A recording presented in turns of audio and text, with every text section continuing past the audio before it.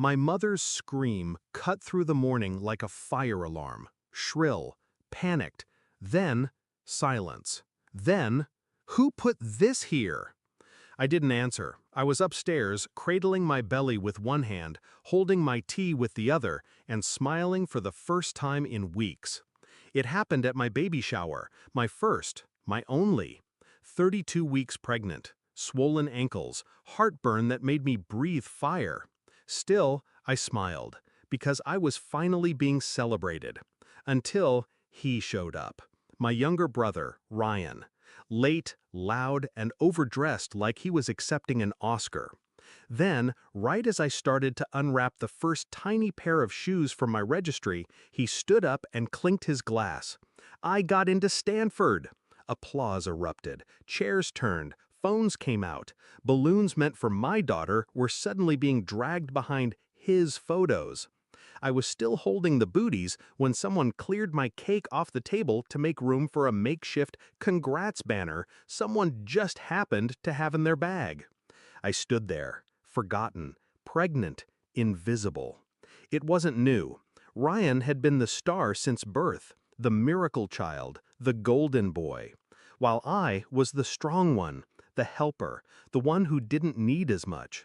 I gave up piano so he could have lessons, gave up my bedroom when he wanted more space, gave up my place in college to work and help with his tuition when Dad lost his job.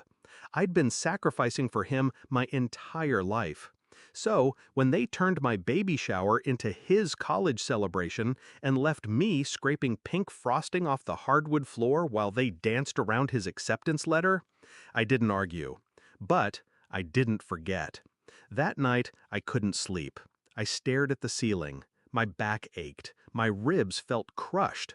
But what hurt most was that no one saw me. Not as a daughter, not as a mother-to-be, just background. I thought about my daughter, and I swore she would never feel this small, this invisible. And that's when I knew. It wasn't enough to be quiet anymore. It was time they noticed me. The plan formed quietly, like a whisper behind my heartbeat.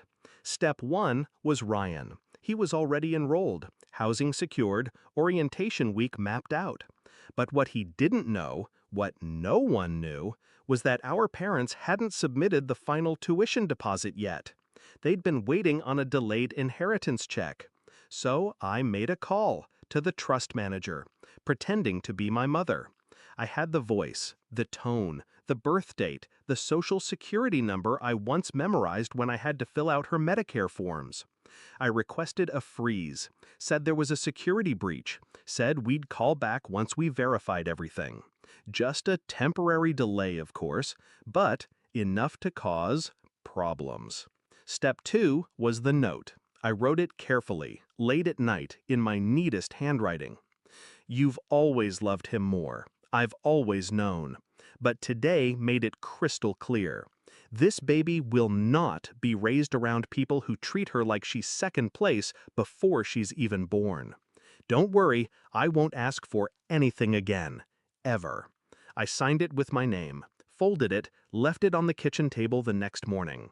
Then I packed my bags, drove 3 towns over, and stayed with my friend Leah. No warning, no location shared.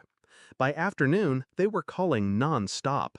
By evening, Ryan's name was trending in our town's group chat.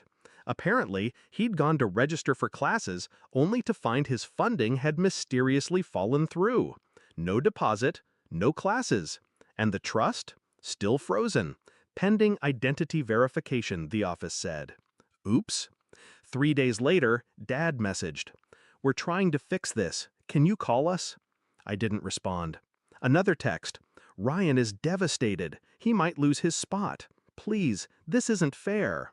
Wasn't it? Because when my water breaks at 2 a.m., I'll be alone. And when I bring a life into this world, they'll be celebrating a boy who's not even home anymore. Fair? Fair was long gone. When the inheritance cleared 2 weeks later, the fees for re-enrollment had doubled. His housing spot had been reassigned, and Stanford wasn't feeling so patient anymore. One missed email, one missed payment. That's all it takes. especially when your parents are busy chasing their daughter who finally stopped chasing them.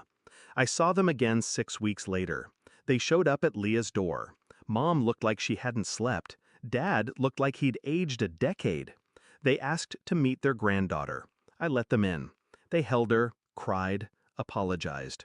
But I wasn't looking for an apology. I was looking for understanding. So I asked, "Do you remember what was on my cake?" They blinked, confused. "Exactly," I said. They never forgot again. Because silence may be soft, but when used right, it echoes louder than screams. And now, they listen. They see me. And Ryan? He's reapplying next year, at a different school. Some lessons aren't taught.